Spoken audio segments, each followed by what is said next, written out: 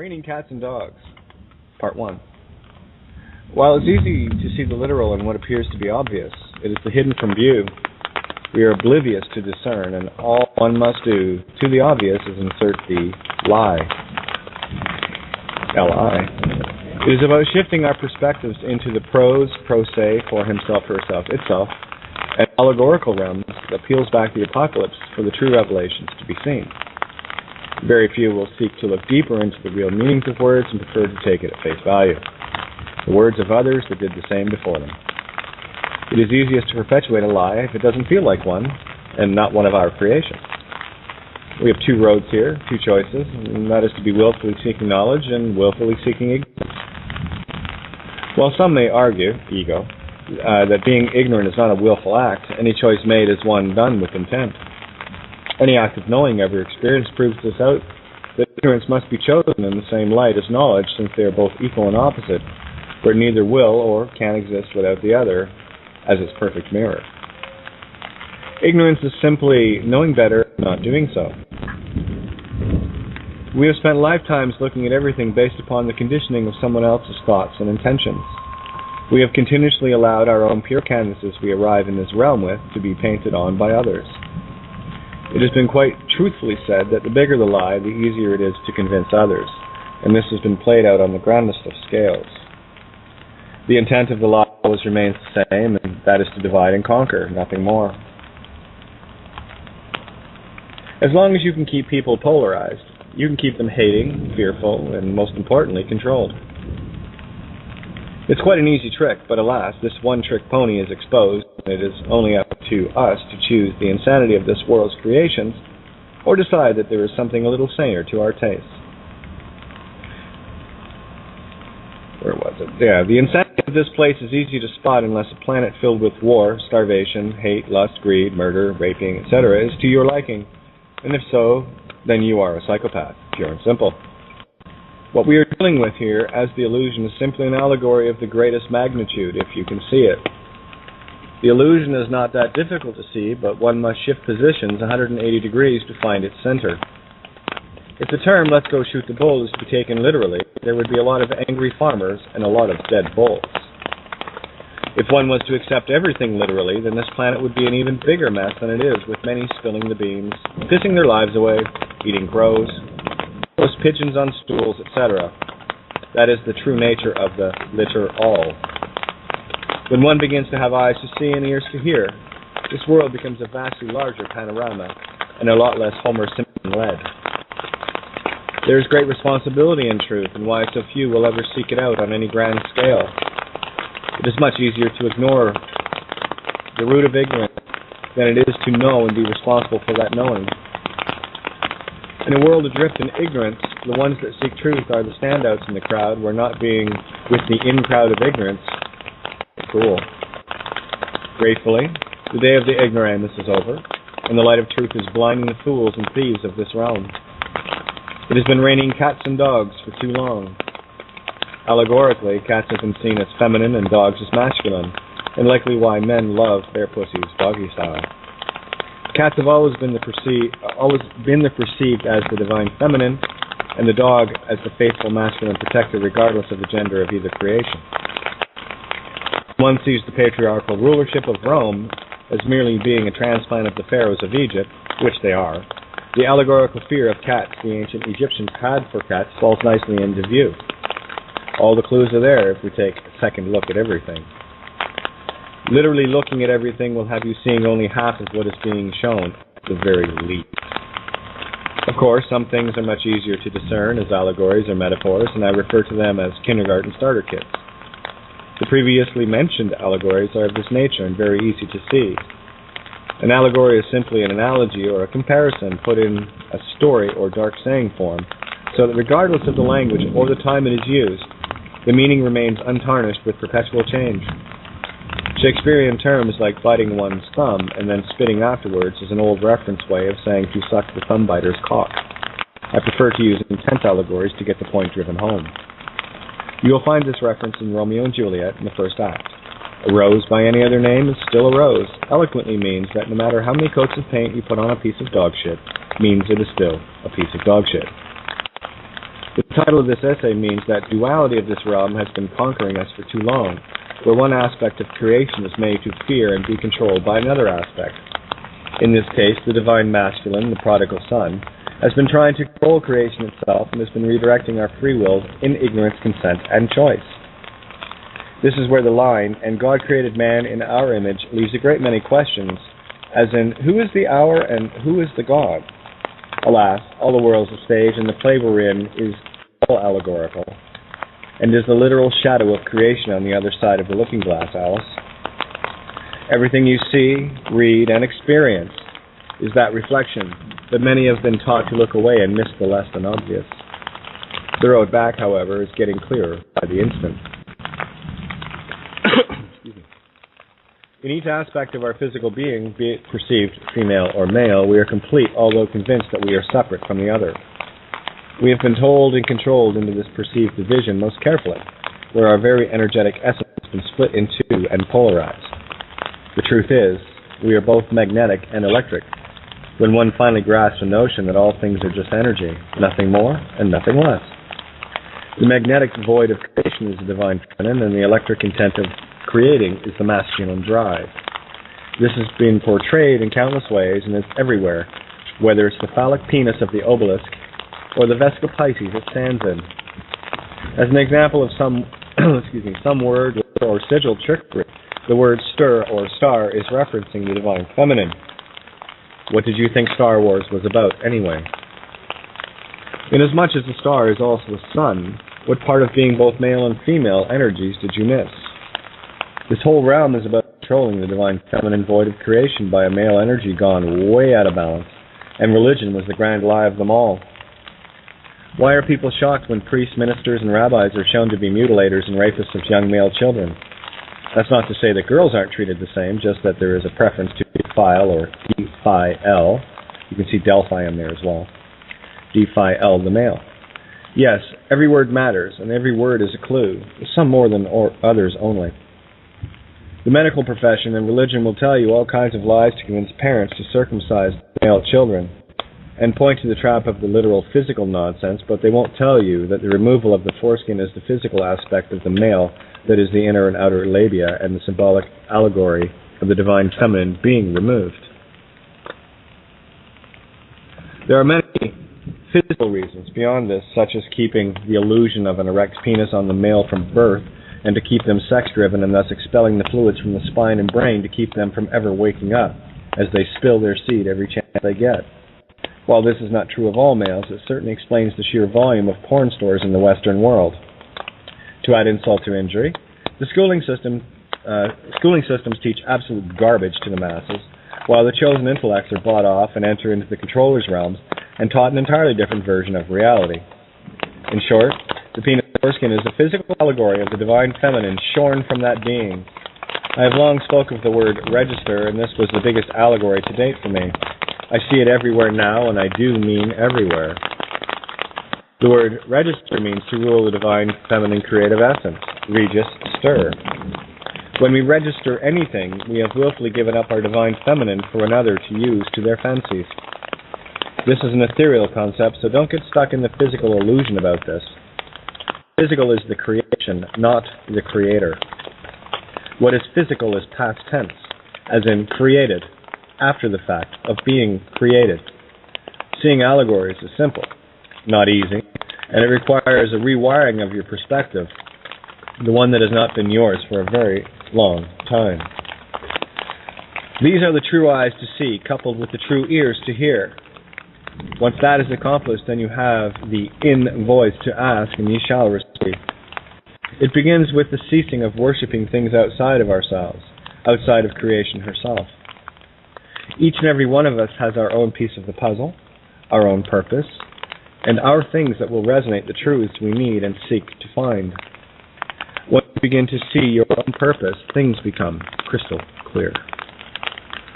The easiest way to see things is by knowing that everything in existence is both masculine and feminine, positive and negative, electrical and magnetic at the same time in singularity. I like to use the analogy of a coin. When one flips a coin and says head of the dragon or tail of the dragon, one is seeking contrast of duality. Regardless of how the coin hits the floor, it's still a coin. Where the best result would be at landing on its edge, where you can see the head and tail equally. Being a head or tail showing does not diminish the perceived value of the coin, merely the perspective of how one willfully chooses to see it. If you perceive something as right, then you must have the equal and opposite contrast to draw that conclusion as to what may be perceived wrong. Is it right or wrong for a tribe of cannibals to eat another human? Well, according to their perspective, it's sacred and right, but to mine, not something I would willfully choose to do. Only illusions can be built on lies. The castles built on the sand, where truth prefers castles built on the rock allegory. If one is a believer, then one is stuck in the duality of lies versus truth, with the word shown thusly: be, lie, ver, where ver is the root of verily or truthfully. So when one is a believer, there is the choice cast in the doubts of the definition of the word itself. I would prefer to know something versus believe anything. My experience in this reality is the only thing I can truly know, where all else outside of self is open to interpretation only. There are no answers in illusions or lies, only further deception, where one is left to trust in a false or false idol or icon. Yes, it's all there for all to see if we make the choice to see past the illusions of the physical constructs. All things in the physical realm are simply mimics or copyrights of the spiritual and ethereal mirrors, and why I refer to this place as a mirror reflection. I have seen far too many confirmations for that to be denied any longer, where true knowing of self has come into full view. The biggest test for me was the absolute trust I placed within my own reality against all the standard norms of this run-by-psychos animal farm. I became the 1 plus 1 equals 3 knowing versus the 1 plus 1 equals 2 believer. If one chooses the literal math, one can believe all day long that it does equal 2. But when one gets outside the box ethereally, then one sees the true laws of nature. Cosmic creations in 1 egg plus 1 sperm equals the third being created. That's the trouble with the physical, in that it places limits on all of us in the very nature of its finite construction. The physical realm worships math as outlined in the Masonic G, the banker's tallies, and the pharaoh's pyramids. In short, they worship all things outside of themselves and are trapped in their own game, if they could but see that. We have been poisoned by a light not our own, words not of our creation, and make real all the illusions we stare at. As another example, I have long felt that Ireland is the heart of the divine feminine allegory.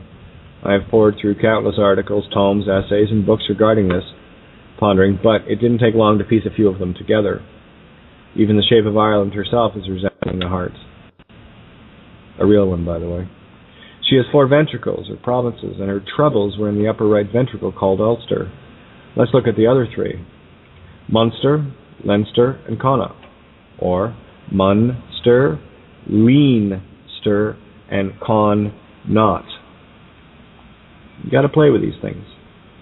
Ulster is a word broken down by the letter, allows a deeper look into its true essence, with U as the international symbol of electricity being masculine, L as the divine essence of the power of creation, the spirit breath called Ro, excuse me, and sorry, clear my throat here, and Stir being the divine feminine stir. It becomes quite clear this trinity within the upper right higher feminine chamber. The star chamber referred to in Black's Law Magic book is the allegory of the heart of self, with more on that in an essay all by itself. I've always felt that Ireland, the Emerald Isle, is the last remnant of a destroyed Atlantis, being where it is and where it used to be eons ago. Green is the color of the heart chakra, or shock, ra, or the solar plexus. Newgrange is a place dedicated to the seasonal changes, where a little spoke of place called Fornox that is dedicated to Cygnus, the swan. The swan is allegorical for the divine feminine, grace, beauty, and compassion. There is but one door to the last chamber yet to knock, and that is the heart completed. Only in the truest hearts can compassion be found for all creation, not just the selected chosen bits. Ulster is the last chamber with the patriarchal boot still on its throat, but that boot is being severed as the foot of the Pisces with its losing the foothold. The worshippers of Rome, aka Egypt, with their masters ruling from Switzerland, are now in their own fishnet as we climb up Jacob's ladder of the body. As above, so below. The age of Aquarius is all about knowing, far removed from the former epoch of believing in Pisces. When one begins to see the coincidences and realize finally that they are not coincidences at all, but are the rungs of this ladder, you too will begin to climb out of this illusion. There is only one thing that can make you immortal and finally set you free of this madness, and that is truth. Love is truth where unconditional reigns, not the cats and dogs that war on this plane. You can deny truth all you want, but your heart knows what you must do, and if truth be denied, you deny your own heart, so expect a few troubles of your own. All things for a reason, inasmuch as all things are allegorical fractals of creation itself. All things in all things. And it's quite magnificent to behold once your eyes truly begin to open. It is your own heart that beckons you home and nothing else. I have long wearied listening to the many that claim their own awakening, where it has always been a journey for me. I am awakened to some things, not all things, where I choose not to be fooled by my own arrogance of ego proclaiming that I am awake. Upon claiming of a destination, the tricky little bastard has once again conquered you and me with limitations. Infinity is a journey, not a destination, where this ship will take to port only for enough time to rest, gather allegorical supplies, and then press on to the starboards of my own creations, having learned something along the way each and every instant of the now. Of course, to be continued in Part 2.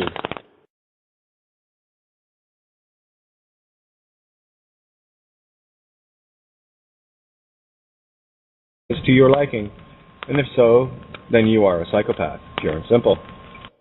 What we are dealing with here as the illusion is simply an allegory of the greatest magnitude, if you can see it. The illusion is not that difficult to see, but one must shift positions 180 degrees to find its center. If the term "let's go shoot the bull" is to be taken literally, there would be a lot of angry farmers and a lot of dead bulls. If one was to accept everything literally, then this planet would be an even bigger mess than it is, with many spilling the beans, pissing their lives away, eating crows. And that is to divide and conquer, nothing more. As long as you can keep people polarized, you can keep them hating, fearful, and most importantly, controlled. It's quite an easy trick, but alas, this one-trick pony is exposed, and it is only up to us to choose the insanity of this world's creations, or decide that there is something a little saner to our tastes. Where was it? Yeah, the insanity of this place is easy to spot unless a planet filled with war, starvation, hate, lust, greed, murder, raping, etc.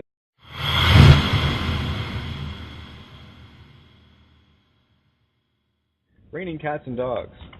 Part 1. While it's easy to see the literal in what appears to be obvious, it is the hidden from view. We are oblivious to discern, and all one must do to the obvious is insert the lie.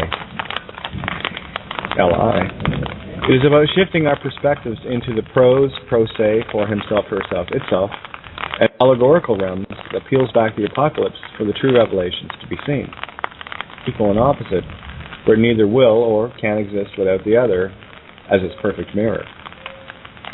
Ignorance is simply knowing better and not doing so. We have spent lifetimes looking at everything based upon the conditioning of someone else's thoughts and intentions. We have continuously allowed our own pure canvases we arrive in this realm with to be painted on by others. It has been quite truthfully said that the bigger the lie, the easier it is to convince others, and this has been played out on the grandest of scales. The intent of the lie always remains the same. Very few will seek to look deeper into the real meanings of words and prefer to take it at face value. The words of others that did the same before them. It is easiest to perpetuate a lie if it doesn't feel like one, and not one of our creations. We have two roads here, two choices, and that is to be willfully seeking knowledge and willfully seeking ignorance. While some may argue, ego, that being ignorant is not a willful act, any choice made is one done with intent. Any act of knowing ever experienced proves this out, that ignorance must be chosen in the same light as knowledge, since they are both